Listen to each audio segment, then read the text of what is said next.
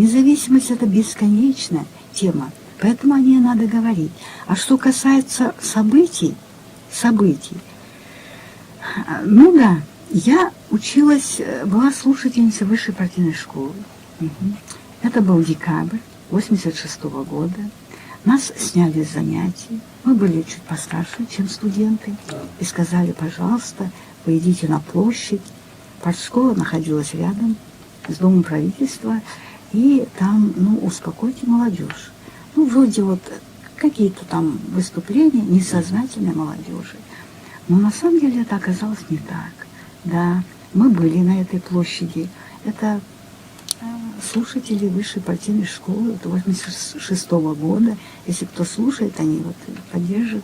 Все были на площади. Мы слышали выступления на трибуне членов правительства. Кстати, вот Роза Багланова, наша народная артистка, плакала она. Она плакала, она просила разойтись. Она, как женщина, у женщин всегда интуиция развита. Она как бы боялась, что все это выльется в какую-то трагедию, как оно потом и случилось. Да, вышли сказать, вот молодежь не согласна с решением ЦК, что вот Колбин, а почему у нас в Казахстане разве нет? В смысле, это в общем-то, идея была здравая. Но случилось так, как случается всегда, когда даже прекрасную идею, когда несет толпа. Толпа – это понятие, категория очень опасная. Толпа – это, она не предполагает какие-то правила. Она всегда несет какое-то зло, понимаете? Поэтому, конечно, без трагедии не обошлось. Часть молодежи погибла. В таких случаях, когда обязательно государство существовало всегда. Всегда это аппарат силы, всегда подавление всегда будет.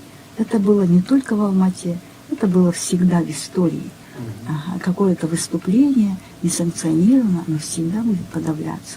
Поэтому, такое вот было в нашей истории. То, что вот вышли вот так, да, я не говорю, что это правильно вышли. Случилось так. Да, я против того, чтобы была спекуляция вот на этом. И почему-то вот это событие, оно как-то, даже сейчас, оно как-то об этом говорится вскользь, и оно как бы как-то скороговоркой. И почему-то нет, оценку давали, оценку, анализ, да, но нет полного осмысливания вообще. Вообще, что произошло?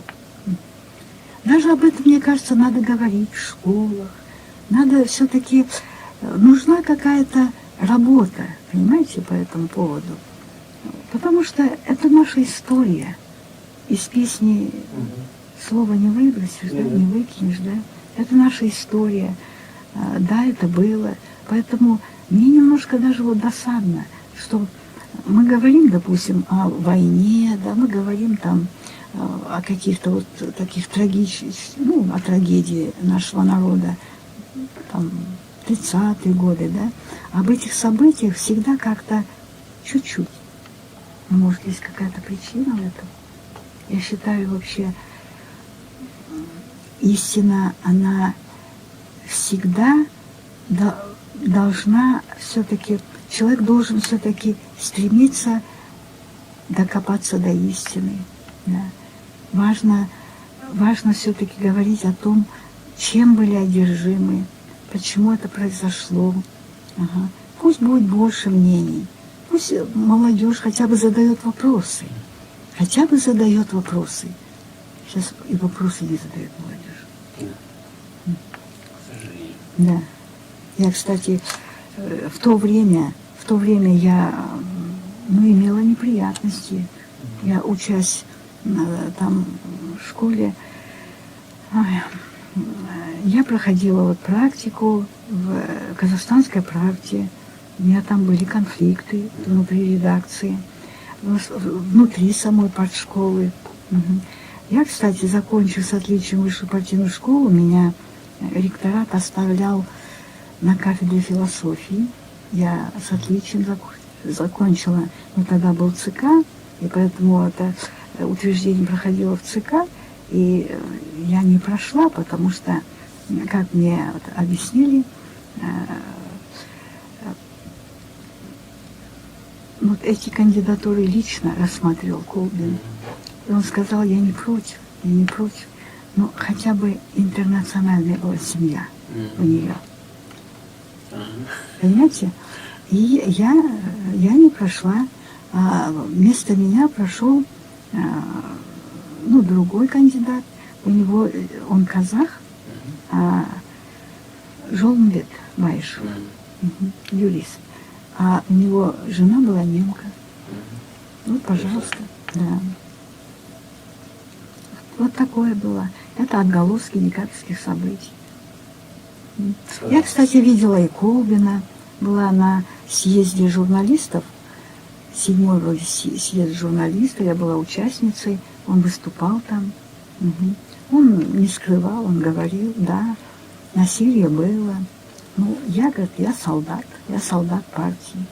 Мне что сказали, какое указание я получила из Москвы, да, такое это. Были саперные лопаты, были водометы, все было.